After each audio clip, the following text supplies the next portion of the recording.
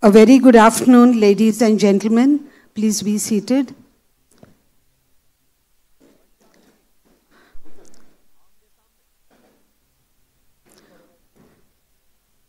On behalf of the Department of Defense and Strategic Studies, Saamtv Phule Pune University, I, Bharati Kokil, welcome you all to this special lecture on Future Wars and Warfare, to be delivered by General Anil Chavan, PVSM, UISM, AVSM, SM, VSM, Chief of the Defense Staff.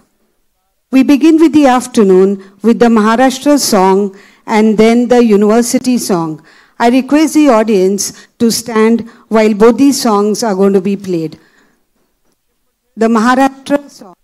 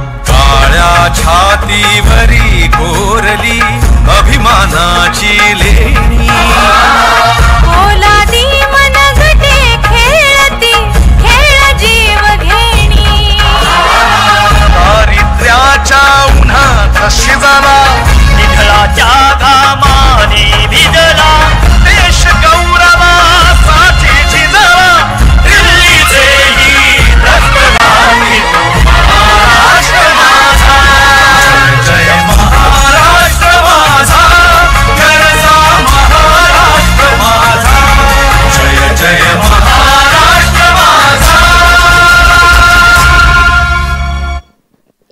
The university song.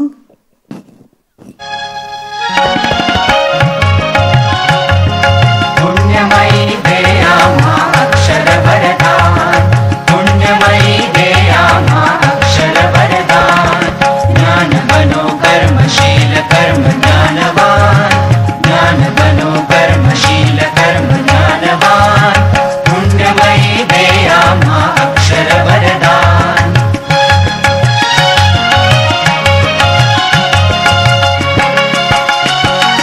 जाति भेद धर्म भेद वंश भेद दूर लाख लाख कंठातून हाच एक सूर. जाति भेद धर्म भेद वंश भेद दूर लाख लाख कंठातून हाच एक सूर. करुणेच्या चरणाशी नत हो विज्ञान ज्ञान बनो कर्मशील कर्म ज्ञानवान पुण्यमयी देया मा अक्षर वरदान.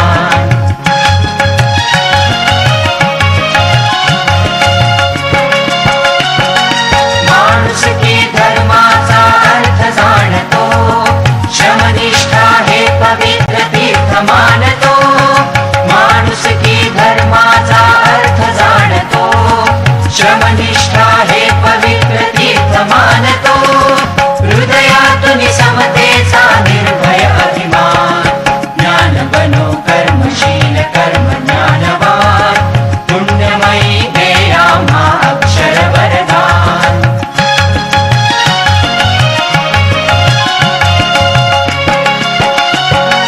सेवेतच मुक्ती ही मंगल दीक्षा न्यायास्तव जागृती ही सर्व परीक्षा. सेवेतच मुक्ती ही मंगल दीक्षा न्यायास्तव जागृती ही सर्व परीक्षा. हे विश्वचिखर अमुचे मंत्र हा महान ज्ञान बनो कर्मशील कर्म ज्ञानवान पुण्यमयी देया मा अक्षर वरदान पुण्यमयी देया मा अक्षर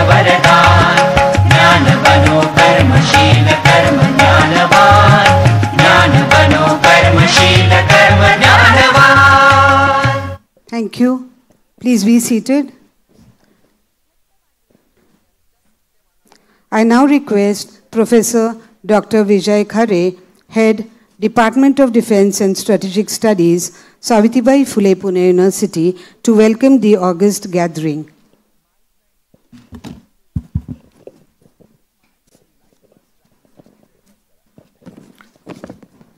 Namaste. Good afternoon to everyone. First, let me sincere apologies from our side due to 10 minutes. Good afternoon to everyone, distinguished guests, ladies and gentlemen, and my dear student. It gives me pleasure to welcome General Anil Chauhan, Param Vishishta Seva Medal, Uttam Yuddha Seva Medal, Ati Vishishta Seva Medal, Vishishta Seva Medal, Chief of the Defense Staff, who has kindly consented to deliver a special lecture on future wars and warfare.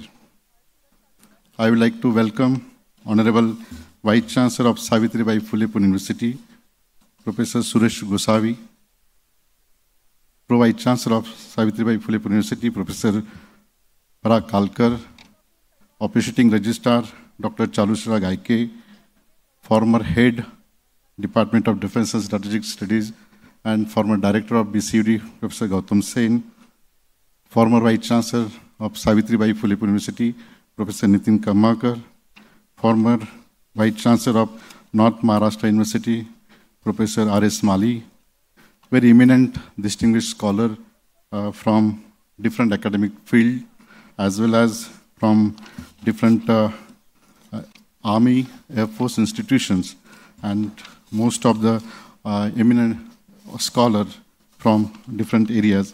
I welcome on behalf of Saamtv Phule Pune University.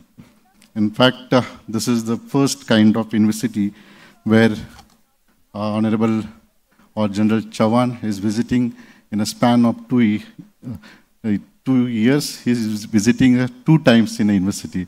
Give a round of applause for him.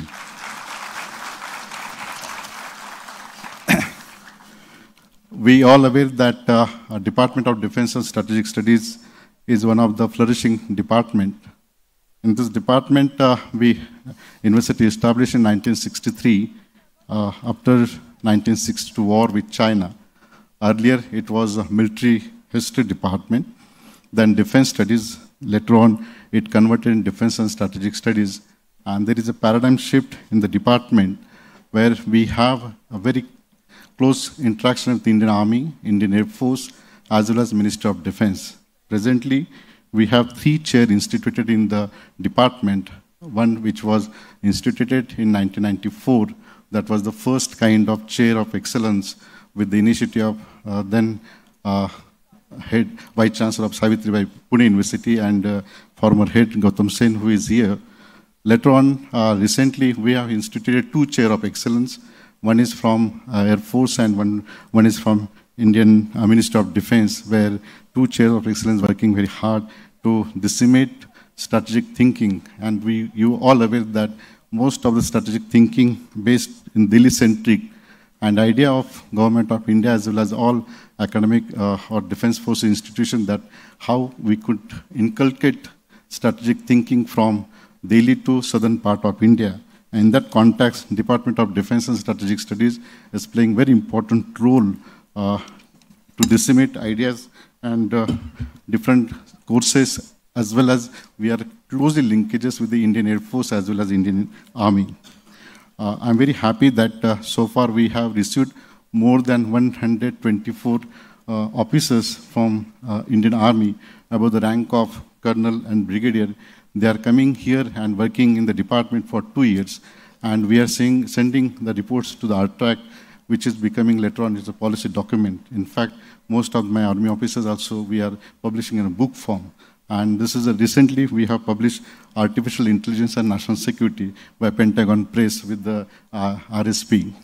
At presently, there are 8 officers as well as eminent officer. Just now, General Chauhan, who was your friend, he was our chair professor. And now Rajendra Nimburkar is going to join as the Chhatrapati Policy Chair. Air Marshal Soman, who had very close linkages with you, he was with us for 2 years, and presently Air Marshal Bapat is occupied that position. And in the Ministry of Defense also gave a 2 crore grant to carry out Indian military history research, and we have received a 2 crore grant from the Ministry of Defense. With this background, I'm very happy that from last 4 years, we also started a unique program that is focusing on rise of China and implication on world. And I'm very happy that General Chauhan was here to inaugurate 3rd strategic dialogue. And that's why I said this is the first kind of university where General Chauhan came for twice in the university. And this is a great news. I'm very happy for that. I'm not going to go into detail. Honorable Vice Chancellor will talk about him. But what important here, we all aware about the Operation Sindoor. And when you go through his credential, particularly academic credential, General Chauhan has written 3 important books: Aftermath of Nuclear Attack, History of the Gorkha Regiment, and recently the book which was published by Pentagon Press, which is our common publishers. His book is very important. That is a ready, relevant, and resurgent blueprint from transformation for India's military. This is a latest book published by General Chauhan, and which was published at the hands of Honorable Minister of Defense, Rajnath Singh, and it was published by the Pentagon Press. And in that book, General Chauhan outlined his vision for reshaping India's armed forces through jointness, indigenization, and integrated theater command as the military gears up to meet the challenges of 21st century warfare. And today, in that context, he is linking with a very important lecture. Is going to deliver a lecture on future wars and warfare. Sir, without any hesitation, you have accepted our invitation, and today you are going to deliver this future wars and warfare. Once again, I welcome on behalf of Savitribai Phule Pune University, on behalf of Department of Defense and Strategic Studies. Thank you very much. Thank you, sir. Thank you. We now proceed with the felicitation of guests. I would request the Honorable Vice Chancellor of Saamtv Phule Pune University, Professor Dr. Suresh Gosavi, to felicitate the Chief of the Defence Staff, General Anil Chauhan, PVSM, UISM, AVSM, SM, VSM,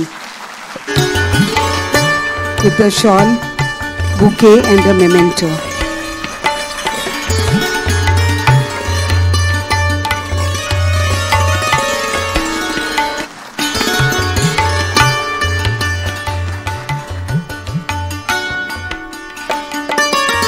Thank you, sir. I request Professor Dr. Vijay Khare to felicitate the Honorable Vice Chancellor with a bouquet.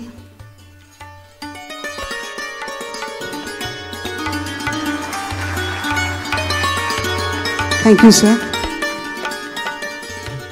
May I now request the Vice Chancellor of Saamtv Phule Pune University, Professor Dr. Suresh Gosavi, to share his introductory remarks and introduce the speaker. Thank you, sir. Namaskar and very good afternoon to everyone present in this hall. It's an honor and privilege to welcome you all on this momentous occasion at Saamtv Phule Pune University.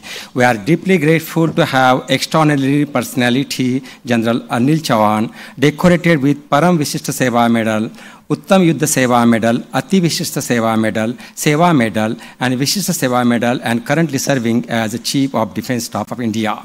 We are indeed privileged, and he has graciously agreed to deliver today's lecture on the topic of immense national importance, future wars and warfare.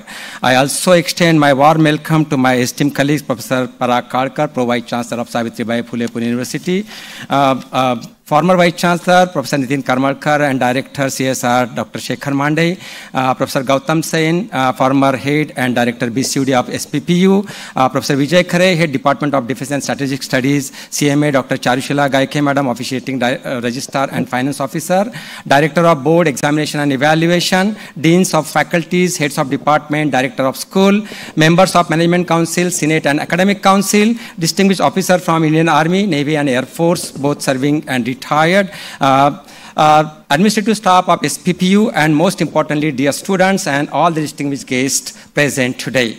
On behalf of Saamtv Phule Pune University, I extend my heartfelt welcome to each one of you on this vibrant campus. Just to make a mention here, that Saamtv Phule Pune University has completed 75 years and been accredited by NAC A+ grade with CGPA 3.60. In the recent NIRF ranking in 2025, we are grade 37th in overall category, 23rd in university category, and 3rd amongst the public state university category in the country. Internationally, we have been graded in the bracket of 801 to 1000 in the Times Higher Education and 301 to 350 group in the Asia ranking. As far as the QS ranking is concerned, we are between the category of between the 631 to 640 globally and 451 to 500 in national science category. We are proud to hold graded atomic category status by UGC.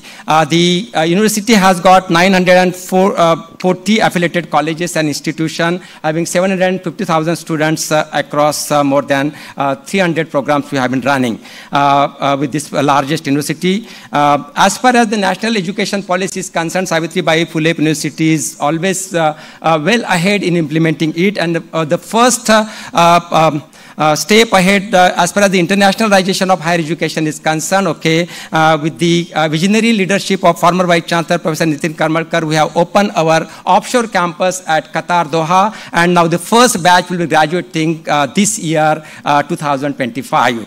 With this brief, it's my pleasure to introduce you today's guest, General Anil Chauhan, Param Vishishta Seva Medal, Uttam Yudh Seva Medal, Ati Vishishta Seva Medal, Seva Medal, Vishishta Seva Medal. He is an alumnus of the National Defense Academy, Khadakwasla.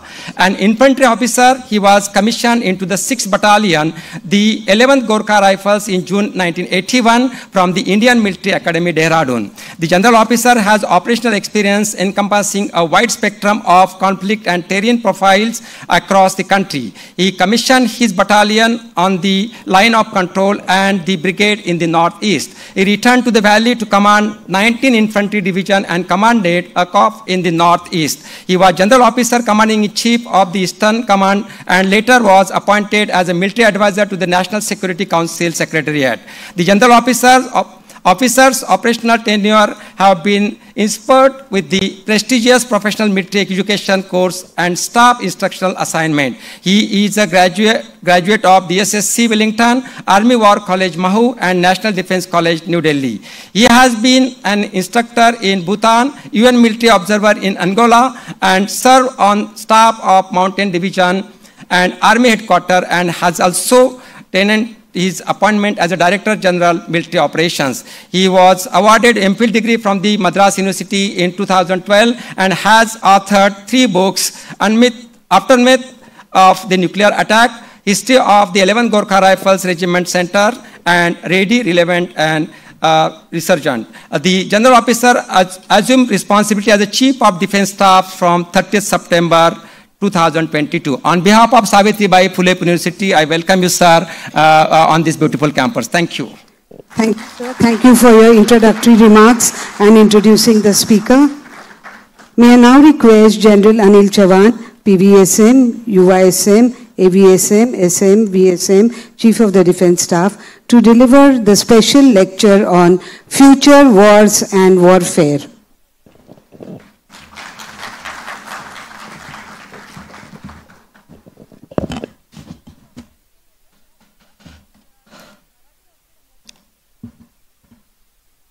Vice Chancellor of Saamtv Phule Pune University, Dr. Suresh Gosavi, Pro Vice Chancellor Shri Parag Kalkar, Professor Vijay Khare, Dr. Charushila Kayake.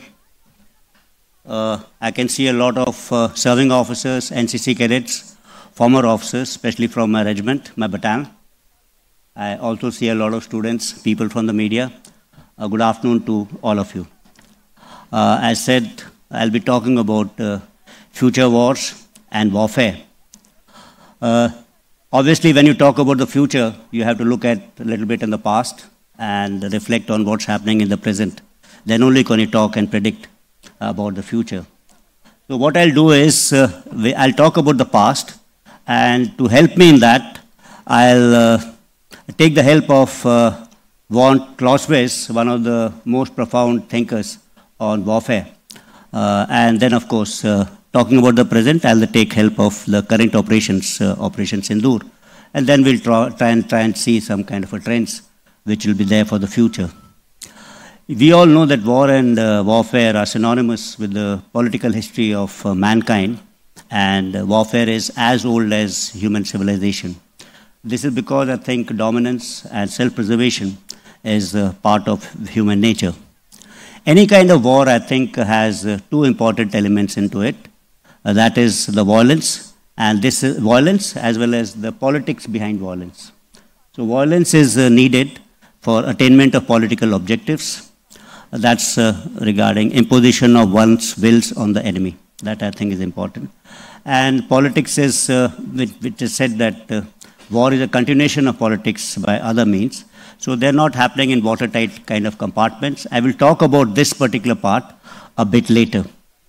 Third important thing which we have learned recently, apart from politics and violence, which are two important constituents of war, is communication. I think this is happening constantly. And this also become an important constituent of war and is an important third element. Any war is characterized by combat, and I think that is important. Combat also has, you can say, 3 or 4 important elements of it, and I'll talk about all these 4 elements. First is the combatant itself, yodha, ladne wale. And second is the combat zone, the kind of battlefield you will have. That's the second important thing. Third thing, I think, which is very, very important, is the technology, which shapes warfare. And fourth is, of course, the effect of tactics, of all of this on tactics, or TTPs, which you may also.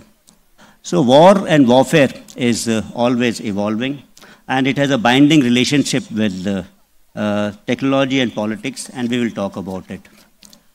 We all know that the very seminal kind of work on modern kind of warfare was done by von Clausewitz. It is followed by many other great thinkers about warfare, like Jomini, Moltke, Skeffen, Littleheart, etc. In my view, Clausewitz never gave any much importance to technology in warfare because he was influenced more about political change. That's the time actually French Revolution had taken place. And instead of monarchies, you had seen the birth of republics. So rather than subjects being soldiers and fighting in numbers, you had actually now citizens of a republic. So that were fighting. So these were the kind of, the huge political change in Europe at that particular time. And when he wrote about war, which I to some extent see that it's still relevant, he has spoken extensively about 3 constituents of a war. He called it the Trinity of warfare, and he described this as emotion, chance, and reason. He said that warfare is very, very complex, and this is the interplay between these 3 things. Emotion. Emotion is basically, it's related with people, actually. And this is, people get aroused, they get emotional, and that provides the kind of motivation for governments to act. And there's, of course, also fear. This is another kind of emotion which is worked, and also joy and celebrations if there is victory. So this is the emotion part which is displayed by the people or the population. And second, of course, he's spoken about is reason, which is, of course, the government at that particular moment, because after all, that doesn't get swayed by emotion. It takes a very considered decision that they have to apply now force, a military force, because they have expended all other instruments of national power. So it's a rational kind of a decision, and that's why reason has been attributed always to the government. And then, of course, is chance, which is about the military, the armed forces. That is because war is highly unpredictable. So let me talk about these 3 things: emotion, reason, and chance, as related to Operation Sindoor. What we see is, in this particular thing which happened at Pahalgam was profound cruelty, of which, towards the victims actually, because all of them were killed with headshots in front of their families and their children, and they were slaughtered in the name of religion, which is kind of unacceptable to this modern world. And this caused a huge revulsion in the society. So there was a kind of an hatred. And of course, it revived memories because this is not a single act of terror against India. It means Western nations may have had 1 or 2 acts of terror. It's a continuation of terror acts. And maybe, India has been a victim of the maximum terror acts. Almost 20,000 people have been killed. So amongst the emotion which was being evoked in the people of India was about revenge, retribution, and this was to get the perpetrators to justice. So that, I think, was played in everyone's mind. That's a kind of emotional public sentiment which was having.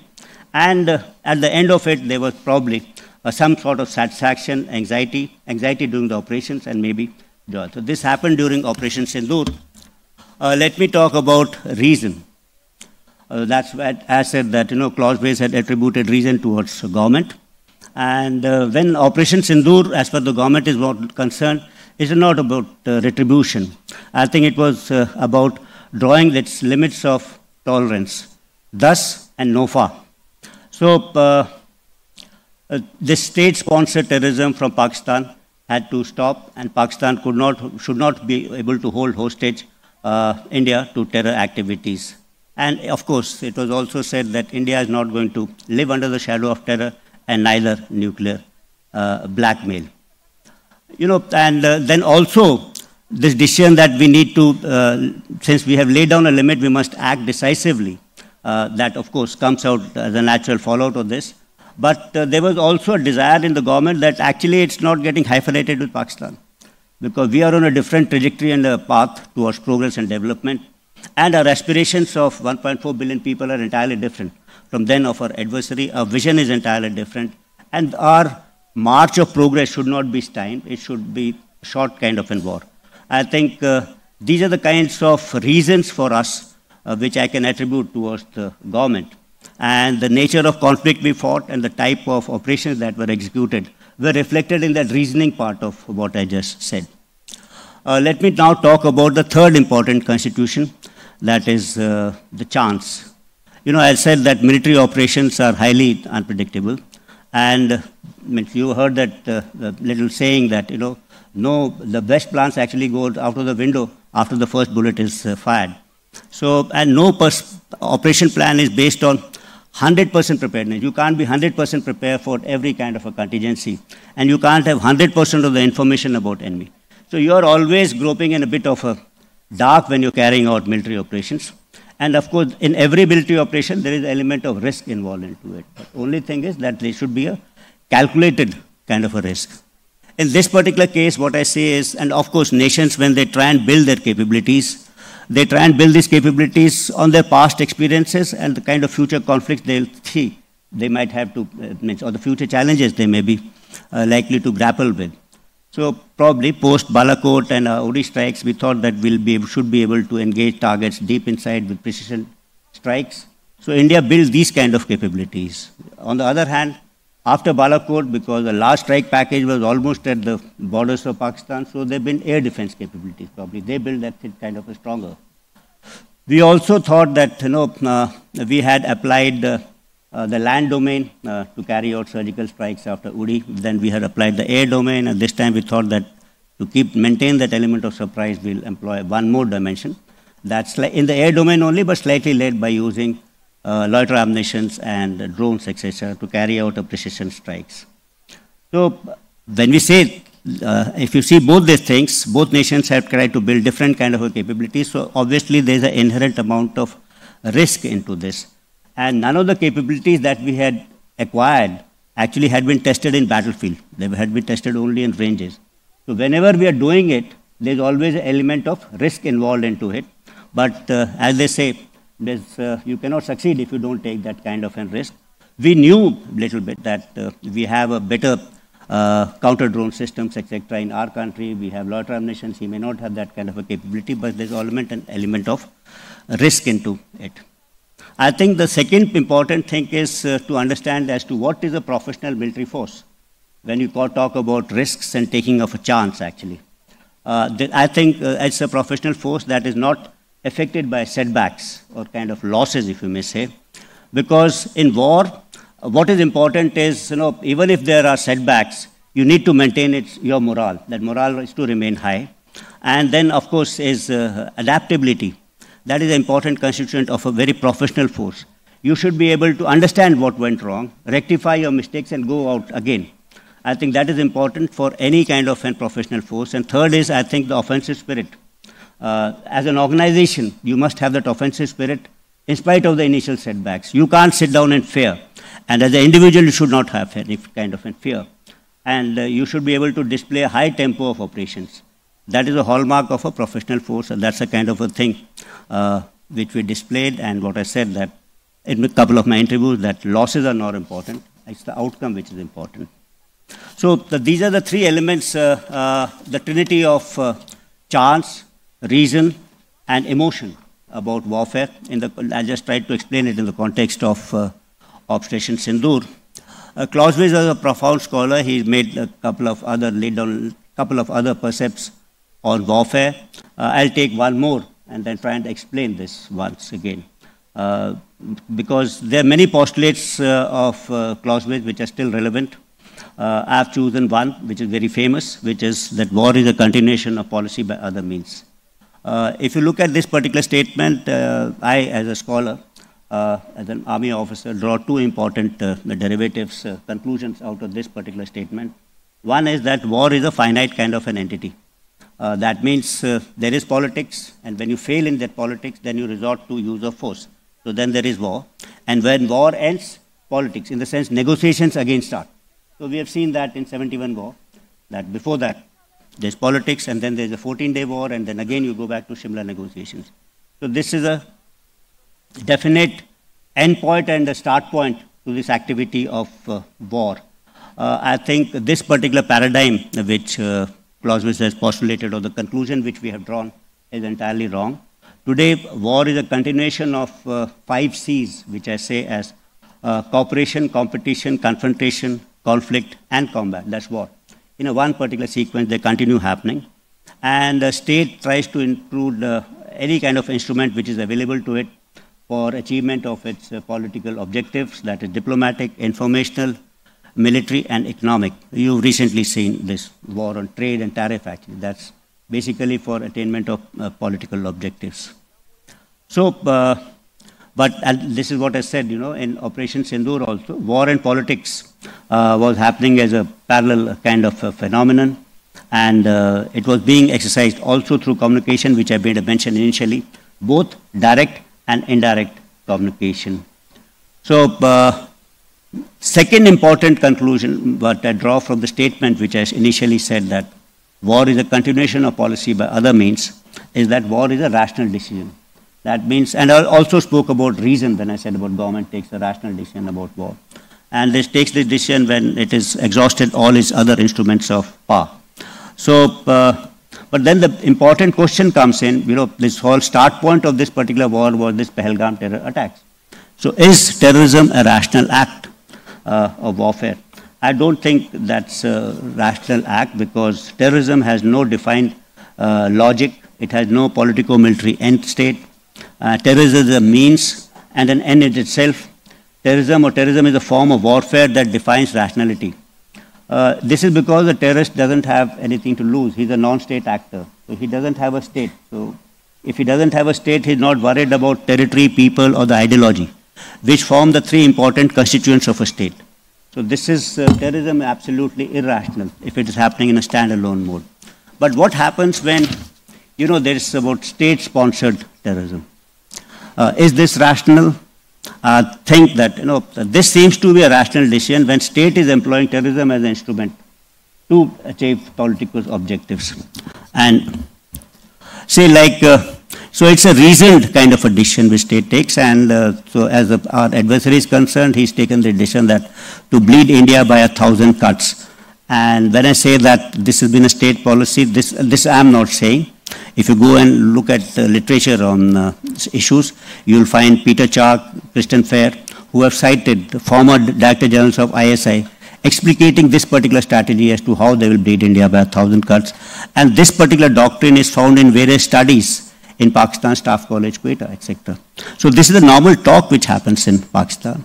And of course, officially we know in the 1965, Zulfikar Ali Bhutto declared a 1,000-year war against India when he addressed the United Nations Security Council. And probably Ziaul Haq gave form to this particular doctrine of 1,000 years war. And someone added that you should add this 1,000 cut into it. And similar kind of venom was spewed by General Asim Munir against India and Hindus. Speech just few days or weeks before what happened in Pahalgam.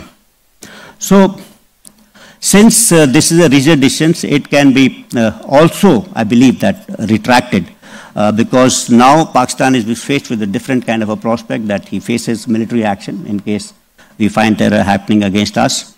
And also, we said that we'll have water as well as, this thing will not float together. So we have kind of raised the bar. We have connected terror to water, and we have drawn out the new lines for military operations against terror. Sometimes I feel this particular policy also got accentuated after Pakistan acquired nuclear weapons, and they tried to exploit this stability-instability paradox. That's nuclear weapons will provide stability, strategic stability between the two nations, and below that, this terrorism can contain. But of course, what India has done now is there are now two red lines. Between these two red lines is opened up the space for conventional operations. So that's a major change which has happened after Sindoor. Let me talk about rationality once again in the context of Operation Bunyan al-Marsus, which I said, I've said once, twice earlier that in this whole business of war, warfare, or use of force, the military people are the ones who are most rational, because we understand that, war and warfare is very, very unpredictable. And we also probably understand the consequences of war. So that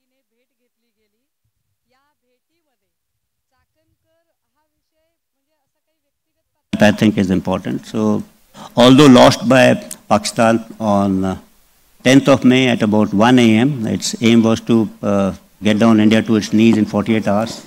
Multiple attacks were launched. And in some manner, they have escalated this conflict, which we had actually hit only terrorist targets, but also into the military domain. From their perspective, it would have been rational in the sense they would have said that you used military means to hit these targets. But it was also rational on their part, operation which they thought they'll continue for 48 hours, folded up in about 8 hours. And on 10th, when they picked up the telephone and said they wanted to talk. And I think that the rationale behind this the realization coming in stemmed from two facts. That one is they must have assumed that if they continued this mode, they're likely to lose much more. So hence they picked up the telephone. And second thing, since they had stuck us at multiple fronts, they still did not have the benefit of understanding what they had stuck. So they must have thought they must have stuck, and hence there's time to talk now. And if they don't, they'll tend to lose bow. So these were the two factors which would have made them to take, but it's only after say 1 or 2 days they would have realized that all their kind of attacks which they had launched against us had not fortified, and they had all kind of failed. And so I think this is what had happened. Second thing is, Indian armed forces also demonstrated a lot of rationality. We had informed Pakistan on the day we had done these surgical strikes on 7th. We had done it till from 1105, that's 5, at about 1 o'clock to about 1:30, and at 5 minutes later we had rigged up the Director General of Military Operations to say that we have done this. And we have hit only terror targets. Military establishments have been out of the purview of the strikes. And we have ensured that there are no collateral damage, especially civilians.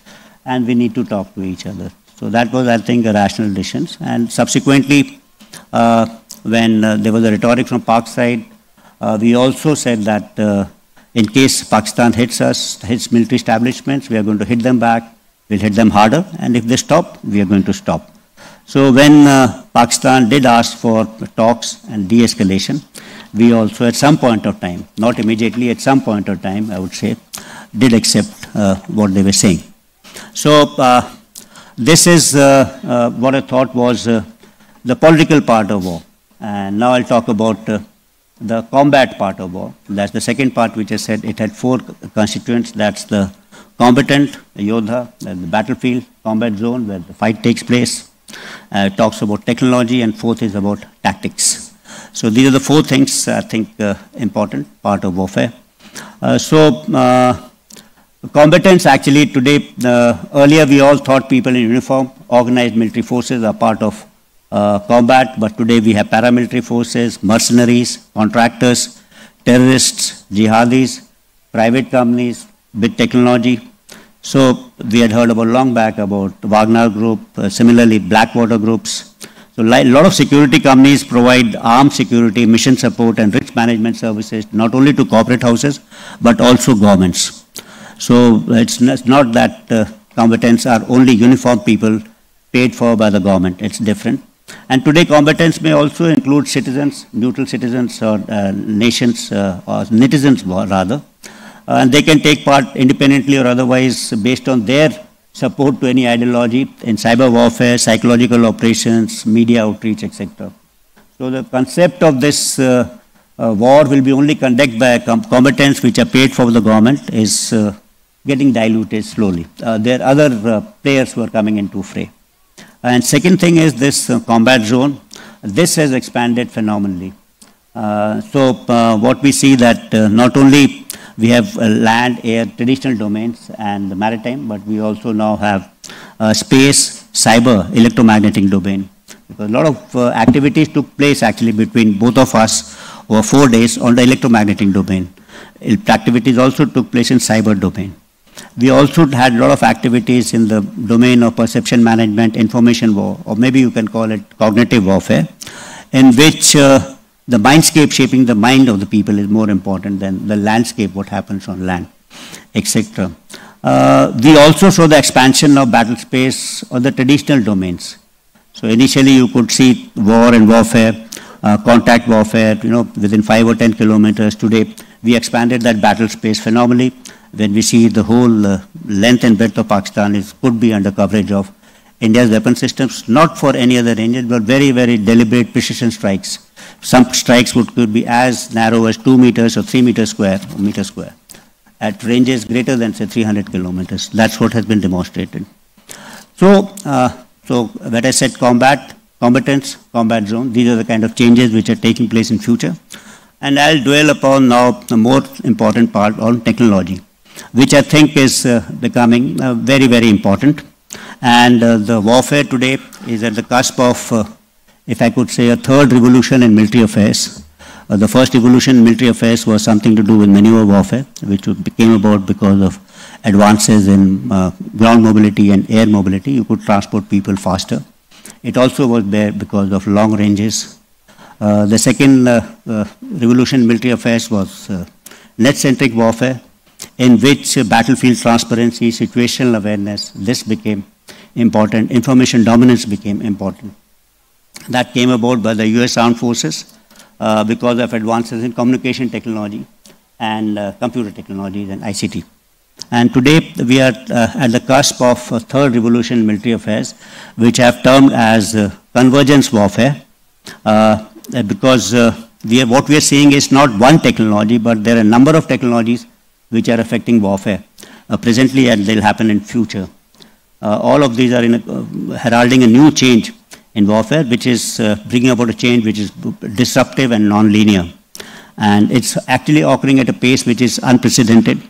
And these technologies range from sensor, advanced materials, propulsion, hypersonics, artificial intelligence, big data, advances in cyber, space, all of them. But what happens is generally we take all these advances in technology and consider them as one fact. What I will do is I'll try and identify 4 trends in these technologies to see where warfare is progressing further.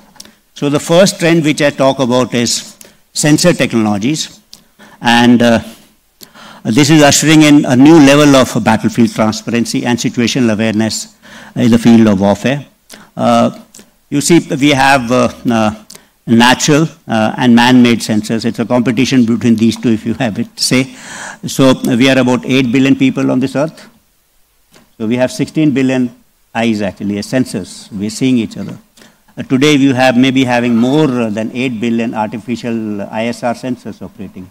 All of us having a mobile phone which has got a camera, you've got a laptop, iPad, etc., which has got a sensor.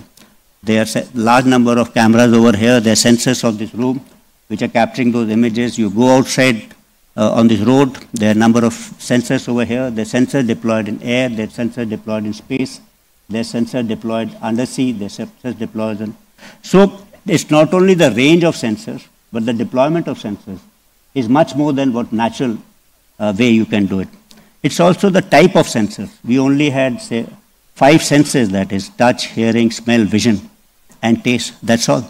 But today the kind of sensors we have is seismic, chemical, biological, optical, SAR, infrared, ELINT, AIS, acoustics, ultrasonic, magnetic, electromagnetic, quantum, atomic, radio frequency. So we've overtaken nature actually in numbers, quality, all everywhere. What is this going to lead us to? This is going to lead us to absolute transparency. So today there cannot be anything like surprise in battlefield. It's everything's open. And second thing, I think today when we talk about if there's no surprise, then the only way you can do it by deceiving him probably. You will have to think of different kind of techniques in warfare. The second trend I think is related to speed, velocity, I call it celerity. And this segment is driven by advances in hypersonics, whether it is guide or cruise. We saw that BrahMos missile at 2.8 Mach. You can have today missiles at 10, 7, 8 Mach flying. We also have fractional orbital systems. Along with this, what's happening is stealth technologies are coming in, so it becomes very difficult to detect. In any case, we start having drones, which are very, very small, and you can have drones in swarms. So there are no radar systems which are actually made to track large aircrafts moving at a reasonable speed of 1 or 2 Machs. Then you have one hand hypersonic weapons which are following different kind of trajectories, and on the other hand you have drones which are as small as this. And do this also so there are no radars which can actually track it, and then you can move it in swarms, etc. So what's happening is all this in combination, lower radar signatures, high speeds, and intelligent routing, etc., are making these kind of threats invisible, inaudible, undetectable, and hence untargetable. So you're kind of vulnerable everywhere. So on one end, we can see the range of this action. So what you're introducing is kind of non-linearity in ultimate form of non-linearity. You can have a contact battle at 1 or 2 kilometers, and then you can have a battle which is being fought at 300 kilometers of 250 kilometers. So that's the kind of unlinearity, and with impunity you can do it. Because it's very difficult for the opposition to actually devise a system to guard against it or to hit against it unless he's synchronized his systems in a very, very effective kind of manner. So it's like I said, ultimate non-linearity and expansion of battle space. So it will also probably maybe we'll have to think of large platforms like large ships, tanks, etc., because these become very vulnerable. And your planning and preparation, coordination for such kind of a defensive acts will also require a lot of thought in future. We may have to require a layered kind of a resilient defenses in depth to ward against these kind of threats. The third important trend which I see is something to do with robotics and automation.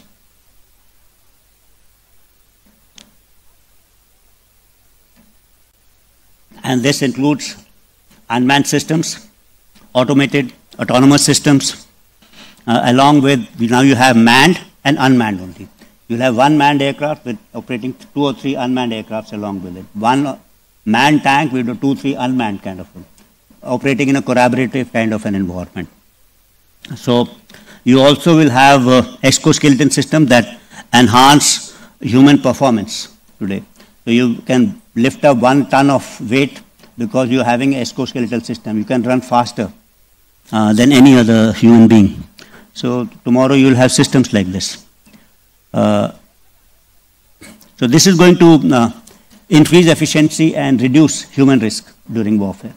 And hence there will be a propensity to use force, because that human element of warfare, that gets reduced. So what's going to happen is, in recorded history, always there was combat between always two human beings. That's what has happened. So there could be, you could be better armed. You could be with the sword, I could be with the lance, you could be with the helmet, I could be with the shield. You could be on a charger, I could be on an elephant. But essentially, the war was between two human beings. But today we are at a cusp when war could be between human beings and machines. And tomorrow, it could be between machines and machines. And machines that are autonomous, intelligent, and take decisions. The fourth kind of a trend, which I call is data-centric warfare, that is because of a large amount of advances in technologies, artificial intelligence, machine learning, big data, large language models, edge computing, etc. So this is going to large amount of data and their data analytics. So what we are going to happen is, when we said, in the second generation warfare, there was net-centric warfare, in which we relied on information superiority over the enemy. Today you are relying on decision superiority.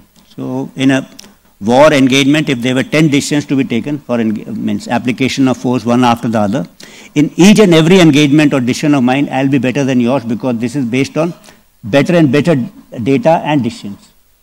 So hence I'll beat every cycle of decision from the adversary.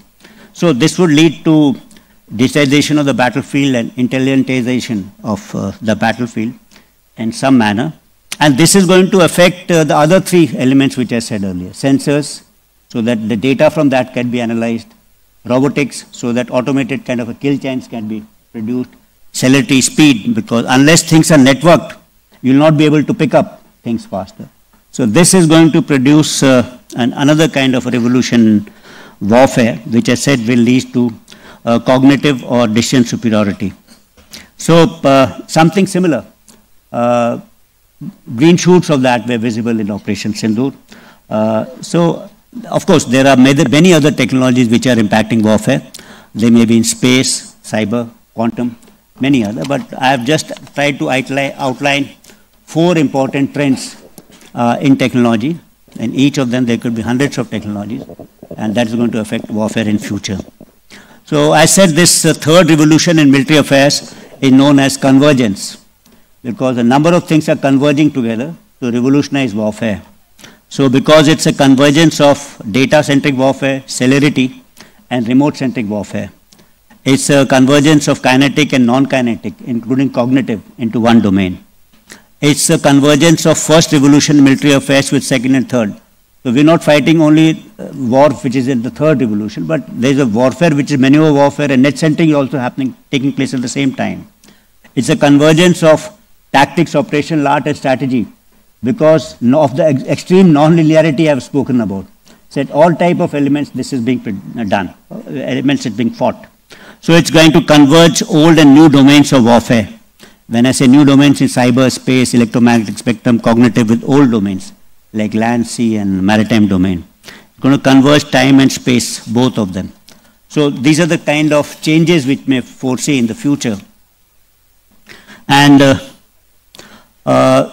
along with it, so what did we see? Did we see elements of this or green shoots of this in Operation Sindoor?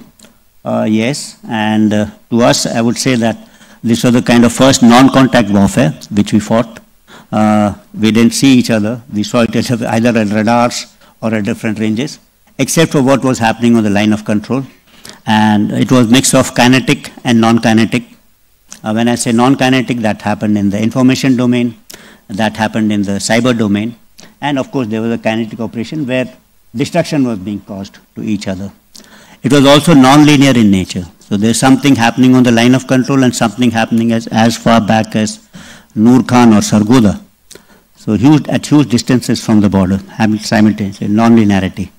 It was networked, means at least the defensive part of it. You must have read about it, that we had networked our air defense architecture of the Air Force and the Army and the maritime air defense architecture, Trigun, Akash Tir and IACCS into, so that they could give one comprehensive kind of a picture. So you can provide a layered kind of advance. So better information, faster information available to our side. We had also tried to kind of network our counter UAS system, which were countering drones. Not so much, but some kind of, in this 7, 10, 15 days, we were able to do that. So that I think, it was also multi-domain. The first time means we were using warfare was in maritime, land, air, cyber, space, electromagnetic spectrum. Means all this electronic warfare battalions which are deployed, which are said with counter US systems, they're able to negate that kind of a threat which are coming in from Pakistan. So this was happening there. And some green shoots of even an intelligent kind of warfare. So how AI can be used to do some kind of a predictive analysis. So this was happening, and last but not the least of combat, I said there's the 4 element. The 4th element I talked was about tactics and strategy, how that's getting affected. That's about, I have spoken about in parts. That's about demassification of the battlefield. And yet integration of capabilities of diverse nature. It's leading to ultimate non-linearity and defenses in depth. I've spoken about vulnerability of large platforms and static establishments, and I've talked about importance of deception over surprise. So these are the kind of changes which we'll have to live with in future. In my concluding remarks, I can only say that Operation Sindoor created a kind of a history of sorts as far as air warfare is concerned. Successful operations were carried out against an adversary which was almost equally matched, if you can say. It is not operations against an adversary which had no air force or no air defense worth its salt. So it was against an adversary, and against that, if you are able to carry out relentless operations deep inside with precision and offensive in intent, I think that was a big achievement. And we were able to penetrate those air defense networks with impunity and at will. So history, because I'm saying this is because exhibition of this particular superior air power was demonstrated against someone which already had some good capabilities in this particular field. So that was all I had to say about future warfare and wars. I hope you get a fair idea as to how warfare is evolving. And this particular preparedness of the armed forces is first about by thinking. We should be able to understand where warfare is going so that we can change our tactics, get your equipment profile right, understand, have your organizational structures right, you have your doctrines and concepts right. So in this particular thought process, in this whole, it's not the job of only the armed forces, people like me, or this young generation who are going to be doing this probably after 5 or 10 years, but it's also the role of veterans, the academia. Everyone else, it's the whole of nation, to understand where we are evolving, what's happening, so that we are better prepared as a nation to take on these kind of challenges. Thank you everyone for this patient hearing. Thank you, sir. Now I can take on a few questions. A small request. Yeah. We will have a vote of thanks from 2 questions. Okay. We'll have a question and answer session. Yeah. Due to paucity of time, only we will receive 2 questions from the Department of Defense and Strategic student. One from this side and one from that side. So girls, anyone from this side? Yeah. Hello. Good afternoon, sir. Thank you for your insightful lecture on future wars and warfare. So my question is, what are the losses incurred or experienced by Pakistani side during Operation Sindoor? And from this, what can be the potential strategic insight we can draw for future conflicts and the evolution of warfare, sir? Very nice question. You know, when I was asked about losses on our side, I said these are not important. The results and how you act is important. So it would be not very correct to talk about losses, means numbers, etc. Means I'll give a detailed kind of an answer on this. You see in a match, Suppose you go into a football match and you win 3-2. He scored 2 goals and you scored 4 goals. So that's an even-sided match. But suppose you go on in a test match, cricket test match, and you win by innings defeat. Then there's no question of how many wickets and how many balls and how many players. It's an innings kind of a defeat.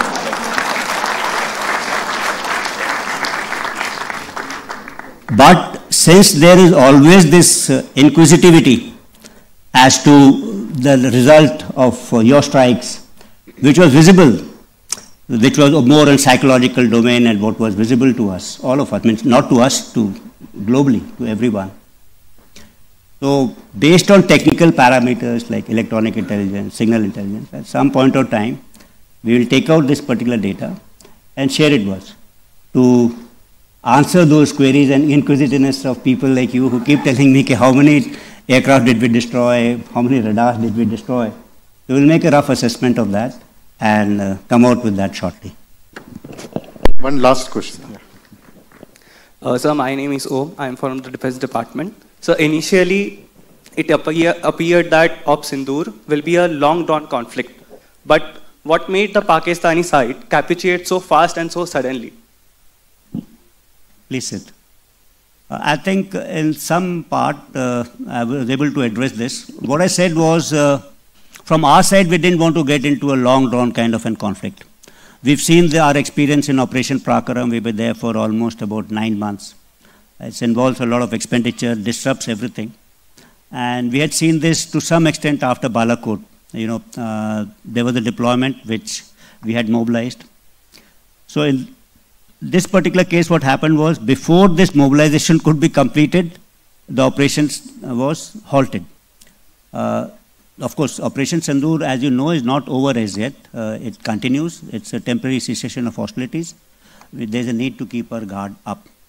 So this, I think, is important. But as far as the Pakistani side is concerned, I can make a guess, 2 guesses. That is, one, that they were losing things faster at a very, very long distance.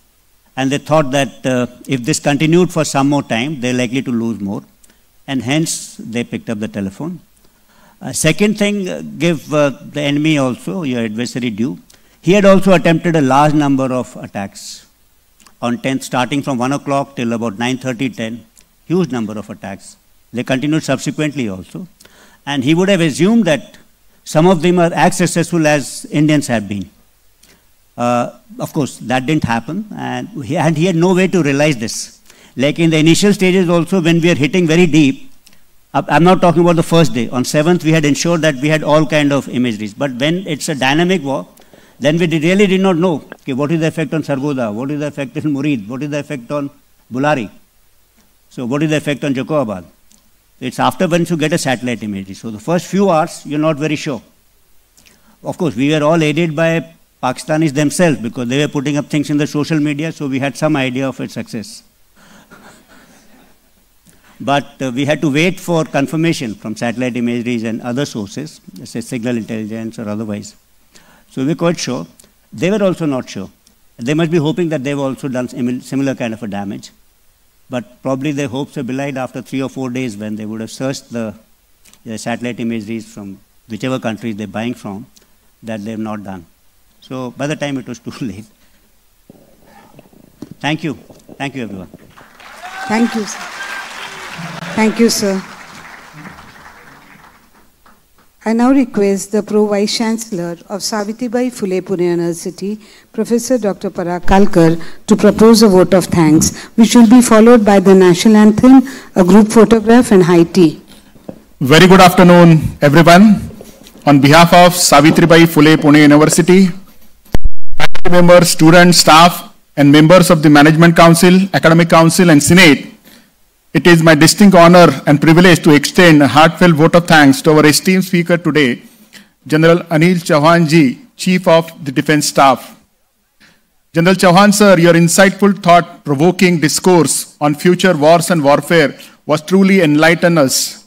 Your extensive operational experience encompassing wide spectrum of conflict and terrain profiles from commanding battalion on the line of control to a brigade in Northeast and late Corps in the Northeast provided invaluable real-world context to the theoretical aspect of modern conflict.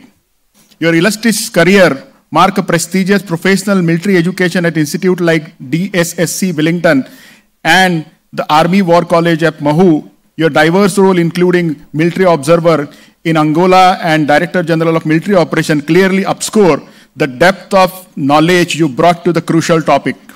Your analysis on evolving landscape of warfare and the challenges and opportunities it present was both comprehensive and compelling. You have given us much more ponder and discuss as we look toward the future defense and security. The analysis and reasoning behind Operation Sindoor was explained through three elements: chance, emotions, and context. There was many different things sir has explained about the future wars may be dominated by autonomous weapons, robots, data-driven decision can play a major role.